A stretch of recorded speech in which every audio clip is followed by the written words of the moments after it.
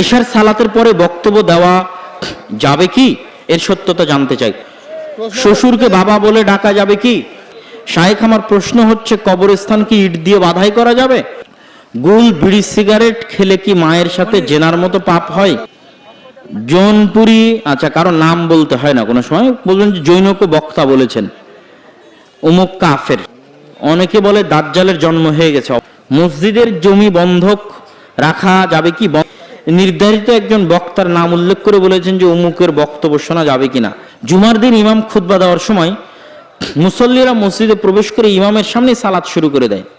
ইমাম খুতবা দেওয়ার সময় সালাত আদায় করা যাবে কি? আমাদের মসজিদের ইমাম বলেছেন বেদাত বলতে কিছু নেই, নাউজুবিল্লাহি মিন যালিক। আল্লাহর রাসূল যেখানে বলেছে বেদাত শব্দ, আয়েশা রাদিয়াল্লাহু তাআলা আনহার হাদিস, বুখারীর হাদিস, সেখানে ইমাম সাহেব কেমনে বলে বেদাত বলতে কিছু নেই? ইমাম সাহেবের কি বাপের পৈতৃক সম্পত্তি দিন? মেয়েরা হাইজ অবস্থায় কোরআন পড়তে পারবে কি? এটা একটা বিতর্কিত মাসালা। কেউ কেউ বলেছে পড়তে পারবে, কেউ কেউ বলেছে পড়তে পারবে না। যারা বলেছে পড়তে পারবে তাদের দলিল কি? তাদের দলিল হচ্ছে মুমিন কোনো সময় অপবিত্র, প্রকৃত অর্থে অপবিত্র হয় না। একমাত্র যারা মুশরিক কাফের তারা প্রকৃত অর্থে অপবিত্র। ইন্নাল মুমিনুনা লা ইয়ানজাস, মুমিনরা কোনো সময় মসজিদের জন্য এখানে দেন আমার হাত দিয়ে দিবেন। জি, আপনারা সবাই ঠান্ডা মাথায় মসজিদের এই যে স্টেজের সামনে এসে হোক, আপনাদের মাধ্যমে এগেলে হোক, দানে অংশগ্রহণ করবেন। তো মুমিনরা কোনো সময় অপবিত্র হয় না। আর রাসূল সাল্লাল্লাহু আলাইহি ওয়াসাল্লাম আয়েশা রাদিয়াল্লাহু তাআলা আনহাকে বলেছেন যে তোমার হাতে অপবিত্রতা নেই, তুমি যে হায়েজ অবস্থায় আছো, এটা এই অপবিত্রতা তো তোমার হাতে লেগে নেই। এটা রাসূল সাল্লাল্লাহু আলাইহি ওয়াসাল্লাম আয়েশা রাদিয়াল্লাহু তাআলা আনহাকে বলেছেন। এশার সালাতের পরে বক্তব্য দেওয়া যাবে কি, এর সত্যতা জানতে চাই। এশার সালাতের পরে অপ্রয়োজনীয় কথা বলা নিষিদ্ধ, তবে প্রয়োজনীয় কথা হলে বলা যাবে। তার মধ্যে দিনের দাওয়াতি কাজ যদি প্রয়োজনীয় মনে করা হয় অবশ্যই বলা যাবে। শ্বশুরকে বাবা বলে ডাকা যাবে কি? সম্মানার্থে বাবা বলে ডাকা যাবে, তবে প্রকৃত বাবা বলা যাবে না, তথা কাগজে কলমে সকল জায়গায় প্রকৃত বাবা বলার অপশন নেই। শায়েখ, আমার প্রশ্ন হচ্ছে কবরস্থান কি ইট দিয়ে বাধাই করা যাবে? কবরস্থানের সীমানা নির্ধারণ করা যেতে পারে, কিন্তু নির্দিষ্ট কবর ইট দিয়ে বাধাই করা যাবে না। কিন্তু একটা বিশাল কবরস্থানের জমির সীমানা নির্ধারণ করা যেতে পারে, তবে নির্দিষ্ট কবর ইট দিয়ে বাধাই করা যাবে না। পৃথিবীতে সালাতে সালাম ফিরার বাক্য শিরিক থেকে বাঁচার দোয়া পড়া যাবে কি? সালাম ফিরার পূর্বে দুনিয়ার সকল দোয়া পড়া যাবে, যা কোরআন এবং হাদিস দ্বারা প্রমাণিত। সালাতে দোয়া মাসুরা না পড়ে আত্তাহিয়াতু দরুদ ইব্রাহিম পড়ে সালাম ফিরলে সালাত হবে কি? আত্তাহিয়াতু এবং দরুদ হচ্ছে জরুরি, আর মাসুরা হচ্ছে অন্য দোয়ার মতো একটি দোয়া, সুতরাং না পড়ে সালাম ফিরলেও সালাত হবে, কোনো সমস্যা নেই। আয়াতুল কুরসি সুন্নাত নামাজে পড়া যাবে কি? সুন্নাত ফরজ সকল নামাজে আয়াতুল কুরসি পড়া যাবে, কেন আয়াতুল কুরসি কোরআনের একটি আয়াত। বিতির নামাজের পরে তাহাজ্জুদ পড়া যাবে কি? জি না, বিতিরই হচ্ছে রাতের শেষ সালাত। যতদূর জানি ফসলের ওসর সেচের পানিতে 20 ভাগের 1 ভাগ, আল্লাহর পানিতে 10 ভাগের 1 ভাগ। বর্তমান মৌসুমে দুই পানিতেই, বৃষ্টির পানি এবং সেচের পানি, কোনটা বেশি? খরচ কোনটাতে বেশি হচ্ছে? যেটার পরিমাণ বেশি সেটাই ধরবেন। আমরা 7 ভাই 3 বোন। আমাদের বাবা মা মারা গেছেন। আমার বাবার কবরের পাশে দাঁড়িয়ে একসঙ্গে হাত তুলে মোনাজাত করতে পারবো কি? জি না, একা একাই যে যার মতো যাবে সে সার মতো একা একা হাত তুলে দোয়া করবে। গুল বিড়ি সিগারেট খেলে কি মায়ের সাথে জেনার মতো পাপ হয়? এরকম আমার জানা নেই, তবে গুল বিড়ি সিগারেট হারাম। হারাম খেলে 40 দিন ইবাদত কবুল হবে না, আর এই হারাম যারা খাবে তাদের জান্নাতে যাওয়াও দুরূহ এবং কঠিন হবে।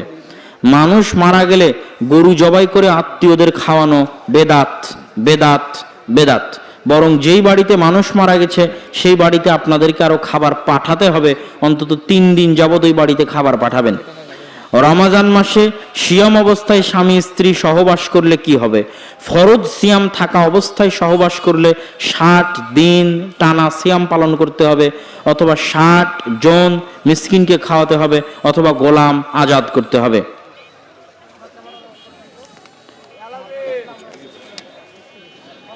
জৌনপুরি, আচ্ছা কারো নাম বলতে হয় না কোনো সময়, বলবেন যে জৈনক বক্তা বলেছেন অমুক কাফের। কেউ যদি কাউকে কাফের বলে আর তিনি যদি কাফের না হন, তাহলে যে কাফের ফতোয়া দিবে সেই কাফের হয়ে যাবে। মাসিক শেষ হওয়ার পর গোসল এবং অজুর মাধ্যমে পবিত্র হতে হয়। টঙ্গীর ইজতেমায় গেলে নাকি হজের নেকি হয়, ব্যাপারে কিছু বলুন। এইটা হজের অপমান, এর বিষয়ে আর কি বলবো। কিসের অপমান? হজের অপমান, হজের অপমান। যেখানে হজ হচ্ছে যে পৃথিবীর সর্বপ্রথম মসজিদ যেটা আল্লাহর ইবাদতের জন্য তৈরি করা হয়েছে সেটা মক্কায়। আর এই সর্বপ্রথম মসজিদ হুদাল্লিন নাস, মানুষের জন্য হেদায়েত স্বরূপ। ফেরেশতা বানিয়েছে, ইব্রাহিম বানিয়েছে, রাসূল সাল্লাল্লাহু আলাইহি ওয়াসাল্লাম বানিয়েছে। সেই মক্কা, সাফা, মারওয়া, আরাফা, সেগুলোর সাথে বাংলাদেশের জমির কোনো তুলনা আছে? কোনো তুলনা নেই। বাংলাদেশের জমিতে কোনো নবী এসেছে কিনা তারই প্রমাণ নাই। অনেকে বলে দাজ্জালের জন্ম হয়ে গেছে, অবশ্যই দাজ্জালের জন্ম হয়েছে বহু আগে। আল্লাহ রাসূলের যুগে সাহাবীরা দাজ্জালকে দেখে এসেছে। সহিহ বুখারীর হাদিস, তামিম আদ-দারি রাদিয়াল্লাহু তাআলা আনহু দাজ্জালকে দেখে এসে আল্লাহ রাসূলকে দাজ্জালের বর্ণনা শুনিয়েছেন। আর রাসূল সাল্লাল্লাহু আলাইহি ওয়াসাল্লাম ওই লম্বা ঘটনা মিম্বারে দাঁড়িয়ে সব সাহাবীকে শুনিয়েছে। সহিহ বুখারীতে খুলে দেখেন, দাজ্জাল বহু আগেই জন্ম, কিন্তু সে বন্দী অবস্থায় আছে, হাত পা জিঞ্জিরাবদ্ধ আছে। কখন আল্লাহ সুবহানাহু ওয়া তাআলা তাকে ছাড়বেন, মুক্ত ঘোষণা করবেন, সেটা আল্লাহ সুবহানাহু ওয়া তাআলা জানেন।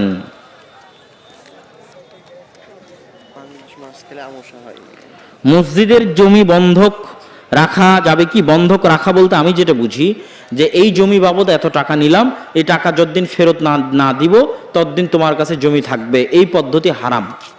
এই পদ্ধতি কি? হারাম। জমি লিজ দেওয়া যেতে পারে, প্রতি বছরের ভিত্তিতে তুমি আমাকে এত টাকা দিবা, জমি তুমি তোমার মতো আবাদ করবা, এটা হচ্ছে লিজ দেওয়া। জমি লিজ দেওয়া যেতে পারে। জমি বর্গা আকারে আধি দেওয়া যেতে পারে, যেটা আমাদের রাজশাহীতে বলে আধি দেওয়া। এই জমি তুমি আবাদ করবা, এত ভাগের এক ভাগ সব ফসল তুমি আমাকে দিবা। আধিও দেওয়া যেতে পারে, লিজও দেওয়া যেতে পারে, কিন্তু বন্ধক হারাম। পাঙ্গাস মাছ খেলে আমার আমাশা হয়, এটা আমি বিশ্বাস করি, তাতে কি আমার পাপ হবে? বৈজ্ঞানিক দলিল ছাড়া, ডাক্তারি দলিল ছাড়া এমনি বিশ্বাস করলে কুসংস্কার হবে। ডাক্তার যদি বলে যে হ্যাঁ সত্যি, নির্ধারিত একজন বক্তার নাম উল্লেখ করে বলেছেন যে অমুকের বক্তব্য শোনা যাবে কিনা, আমি নির্ধারিত কোনো বক্তার নাম উল্লেখ করে কোনো প্রশ্নের উত্তর দিতে আগ্রহী নই। কোনো বক্তার বক্তব্য শোনা যাবে কি যাবে না এ বিষয়ে নির্ভর করে আপনার জ্ঞানের উপর, আমার ফতোয়ার উপর নয়। কিসের উপর নির্ভর করে? আপনার জ্ঞানের উপর। আপনার কাছে যদি এই পরিমাণ জ্ঞান থাকে যে আপনি সত্য মিথ্যার মধ্যে যাচাই করতে পারেন, আপনি সবার বক্তব্য শুনতে পারেন, কোনো সমস্যা নেই। আর আপনার কাছে যদি ওই পরিমাণ জ্ঞান না থাকে, পথভ্রষ্ট হওয়ার আশঙ্কা থাকে, তাহলে আপনি যাকে বিশ্বাস করেন, যাকে কাছ থেকে জানেন, যার জীবনী সম্পর্কে জানেন, যার চাল চরিত্র আচার ব্যবহার সম্পর্কে জানেন, যার নামাজ আমল আখলাক তাকওয়া পরহেজগারিতা সম্পর্কে জানেন, সে যদি একজনও হয় তো শুধু তারই বক্তব্য শুনবেন।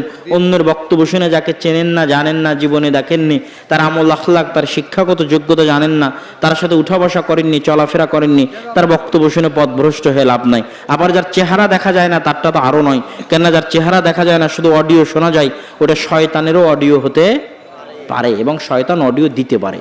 আল্লাহ রাসূলের যুগে যদি শয়তান মিথ্যা হাদিস বলতে পারে, তা আমার যুগে ইউটিউব, ফেসবুক, টুইটারে ফেক অ্যাকাউন্ট বানিয়ে শয়তান মিথ্যা হাদিস দিতে পারে, মিথ্যা পোস্ট দিতে পারে, মিথ্যা অডিও দিতে পারে।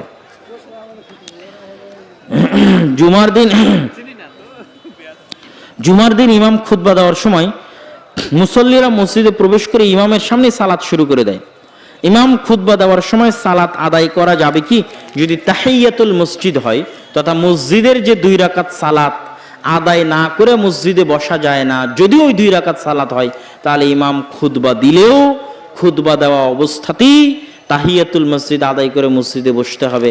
আর এর বাইরে অন্য কোনো সালাত খুতবা চলা অবস্থায় আদায় করা উচিত নয়, ঠিক নয়, জায়েজ নয়, না জায়েজ। কেননা খুতবা শোনাও একটা ইবাদত, অতএব অন্য সালাত বাদ দিয়ে খুতবা শুনতে হবে। তবে যদি তাহিয়াতুল মসজিদ হয়, তাহলে শুধু তাহিয়াতুল মসজিদে 2 রাকাত সালাত আদায় করে বসে পড়বে। যে ব্যক্তি গলায় তাবিজ আছে, তার গলায় তাবিজ থাকা অবস্থায় তাকে ঝাড়ফুঁক করা যাবে কি? তাবিজ শিরক, আর শিরকের সাথে মুসলমানের সম্পর্ক রাখা উচিত নয়। শিরকি জিনিস গলায় রেখে আল্লাহর সাহায্য পাওয়া সম্ভব নয়। অতএব আল্লাহর উপর পূর্ণ আস্থা, পূর্ণ বিশ্বাস থাকলে, আল্লাহর কোরআনের উপর পূর্ণ আস্থা, পূর্ণ বিশ্বাস থাকলে, নাস ফালাক ইখলাস আয়াতুল কুরসির উপর পূর্ণ বিশ্বাস থাকলে, নাস ফালাক ইখলাস আয়াতুল কুরসির পাওয়ার, ক্ষমতা, শক্তির উপর পূর্ণ বিশ্বাস যদি থাকে যে হ্যাঁ নাস ফালাক আয়াতুল কুরসি, ইখলাস, সূরা ফাতিহা, সূরা বাকারার শেষ 2 আয়াত পৃথিবীর সকল জাদু টোনা, বদনজর, জিন, শয়তান সবকিছুকে ধূলিসাৎ করে দিতে পারে একদিন আগে একদিন পরে। এই যদি শক্ত মজবুত বিশ্বাস থাকে তাহলে তাবিজ খুলেই ঝাড়ফুঁক করতে হবে। আর যদি বিশ্বাস না থাকে তাহলে ঝাড়ফুঁক করলেই কি আর না করলেই কি, তাবিজ সহ মরে গিয়ে জাহান্নামে যখন যাবে তখন সে বুঝতে পারবে যে তার আসল অবস্থাটা কোথায়। উস্তাদ, আমি জানি মৃত ব্যক্তির উদ্দেশ্যে দাওয়াত খাওয়ানো হারাম, কিন্তু আমাকে আমার শিক্ষকেরা আমাকে জোর করে পাঠায়। লা তাআতা লি মাখলুকিন ফি মাসিয়াতিল খালিক। সৃষ্টিকর্তার লঙ্ঘনে সৃষ্টি জীবের কোনো আদেশ মানা যাবে না। তো তোমার টিচার সৃষ্টি জীব, আর মৃত ব্যক্তির বাড়িতে গিয়ে খাওয়া বা কোনো অনুষ্ঠানে অংশগ্রহণ করা বেদাত, আর বেদাতে অংশগ্রহণ করা যাবে না, এটা সৃষ্টিকর্তার আদেশ। আর তোমার টিচার হচ্ছে সৃষ্টিজীব, তো সৃষ্টিকর্তার আদেশকে লঙ্ঘন করে সৃষ্টিজীবের আনুগত্য চলে না। শায়েখ এশার সালাতে কেউ যদি শেষের 1 রাকাত সালাত পায়, পরে বাকি সালাত একাকি পড়ার সময় সূরা ফাতিহার পর কি সূরা মিলাতে হবে? প্রয়োজন নেই মিলানোর। এগুলো কি একই প্রশ্ন না আলাদা প্রশ্ন? জামাত হয়ে যাওয়ার পর দ্বিতীয় জামাত একই জায়গায় পড়া উচিত নয়, একটু ভিন্ন জায়গায় দ্বিতীয় জামাত কায়েম করতে হবে। খুব ভালো হয় যদি মসজিদের ওই মূল এরিয়ার বাইরে দ্বিতীয় জামাত কায়েম করা হয়, বারান্দায় দ্বিতীয় জামাত কায়েম করা হয়, যাতে প্রথম জামাতের গুরুত্ব বহাল থাকে। কেননা প্রথম জামাতটাই আসল জামাত, প্রকৃত জামাত এক মসজিদের ক্ষেত্রে। আর বাকি জামাতগুলো প্রকৃত আসল জামাত নয়, জামাত আদায় করা হচ্ছে তাই জামাত। সেই ক্ষেত্রে প্রথম জামাতের গুরুত্ব রক্ষার্থে ওই জায়গায় আদায় না করে একটু পিছনে, একটু দূরে, একটু ডানে, একটু বামে, খুব ভালো হয় বারান্দায় গিয়ে আদায় করলে। আমাদের গ্রামে পুরুষ লোক হুজুর মাকে কোরআন শিক্ষা দিচ্ছে অনেক বেশি আওয়াজ করে, এটা কতটুকু ভালো? সবচেয়ে উত্তম হচ্ছে মহিলা মানুষকে শিক্ষা দিবে। যদি মহিলা মানুষ কোনো মতে নাই পাওয়া যায়, সেক্ষেত্রে পুরুষ মানুষ সম্পূর্ণ পর্দার আড়াল থেকে কোরআন শিক্ষা দিতে পারে। শায়েখ, আমি কোনো এক ওয়াক্ত ফরজ সালাতে 1 বা 2 রাকাত পাইনি, বাকি সালাত পড়ার জন্য কখন দাঁড়াবো? কোনো এক ওয়াক্ত ফরজ সালাতে জামাতের সাথে ছিল না, জামাতবিহীন ছিল, বুঝতে পারিনি। যদি জামাতবিহীন একাকি হয়, সময় পার হয়ে গেছে, না এটা তো জামাতেই না, যখন ইমাম সালাম শেষ করবে তখন তুমি দাঁড়াবা। ঢাকা টুঙ্গির ইজতেমায় কি কি বেদাত চালু আছে আর সেগুলো বাদ দিলে কি যাওয়া যাবে? তাবলিগ বা দাওয়াতি কাজ উত্তম। তাবলিগ করা, দাওয়াতি কাজ করা প্রত্যেক মুসলমানের উপর ফরজ, জরুরি। কিন্তু সেই তাবলিগ, সেই দাওয়াত হতে হবে আল্লাহ রাসূলের দেখানো পদ্ধতি অনুযায়ী। তো আমি তাবলিগ জামাতের লোকেরা যে কাজ করে তাদের আন্তরিকতার বিষয়ে আমি কোনো প্রশ্ন উঠাবো না, বা তাদের খুলুসিয়তের বিষয়ে কোনো প্রশ্ন উঠাবো না, কিন্তু 2টা বিষয় অবশ্যই প্রশ্নবিদ্ধ। একটা হচ্ছে নির্ধারিত যে ফ্রেম তৈরি করা হয়েছে, ওই ফ্রেমকে একমাত্র লাস্ট ঘোষণা করা এবং ওটার উপর বিভিন্ন ফজিলত কায়েম করা, যে এত চিল্লা দিলে এই ফজিলত, এই করলে এই ফজিলত, যেগুলো সব বানোয়াট, আল্লাহ রাসূলের হাদিসে নাই, এটা বলা এবং ওটা মনে করে ওটাতে অংশগ্রহণ করা বেদাত। ওটা মনে করে ওটাতে অংশগ্রহণ করা বেদাত। দ্বিতীয়ত, ফাজাইল আমলের মধ্যে অনেক জয়ীফ এবং জাল হাদিস আছে। যদিও বর্তমানে হানাফি আলেম ওলামারা ফাজাইল আমলের তাহকিক এবং তাখরিজ করে নতুন একটা সংস্করণ আনার চেষ্টা করতেছে। যদি তাহকিক ঠিক থাকে, ভালো উদ্যোগ, আমি এই উদ্যোগকে সাধুবাদ জানাই। আর এই রকম যদি সঠিক তাহকিক, তাখরিজ সহ ফাজাইল আমল, একদম জাল জয়ীফ হাদিসকে বাদ দিয়ে সহিহ ফাজাইলে আমল যদি সকল মসজিদে, সকল জায়গায় রাখা হয়, আর এই ধরনের মিথ্যা ফজিলতের ধোকা, যে টঙ্গীর ইজতেমায় গেলে হজের নেকি হবে, অমুক হবে, তুমুক হবে, এই সেই, এই সমস্ত মিথ্যা কথাবার্তা, বেদাতি কথাবার্তা যদি মানুষ নিজের বিশ্বাস থেকে বাইরে রাখে, তাহলে স্বাভাবিক এই সম্মেলনে যেমন আপনি এসেছেন, এই রকম একটা স্বাভাবিক সম্মেলনে আমিও যেতে পারি। কিন্তু এই স্বাভাবিক সম্মেলনে আসলে এত নেকি হবে, পরপর 3 বছর আসলে এই হবে, পরপর 10 বছর আসলে এই হবে, তারপর আস্তে আস্তে এটাই আসলে হজ হয়ে যাবে, এই মনে করে আসলে তো গুনাহগার হবেন, জাহান্নামে চলে যাবেন। কিন্তু এই ধরনের সকল শর্তমুক্ত অবস্থায় স্বাভাবিক সিম্পল এক জায়গাতে কোরআন এবং হাদিসের কথা হচ্ছে, কোরআন এবং সহিহ হাদিস অনুযায়ী আলোচনা হচ্ছে, সেখানে তো যাওয়া যায়, অংশগ্রহণ করা যায়, করলে নেকি হবে। কিন্তু যেখানে সবই জাল এবং জয়ীফ হাদিসের উপর ভিত্তি করে এবং মিথ্যা ফজিলতের ধোকায়, সেখান থেকে দূরে থাকাই উত্তম। সহি শুদ্ধভাবে সালাত আদায় করলে ইমাম বিরোধিতা করে, এমন অবস্থায় করণীয় কি? সবর, সবর, সবর, ধৈর্য ধারণ করতে হবে।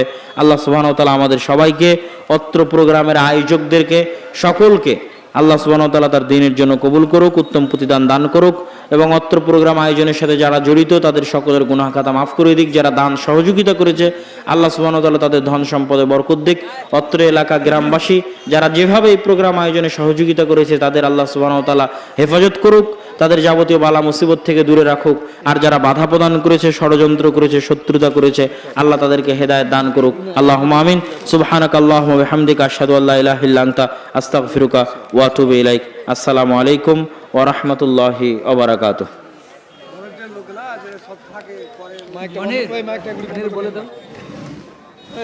এই কথা কয়টা বলে দিতে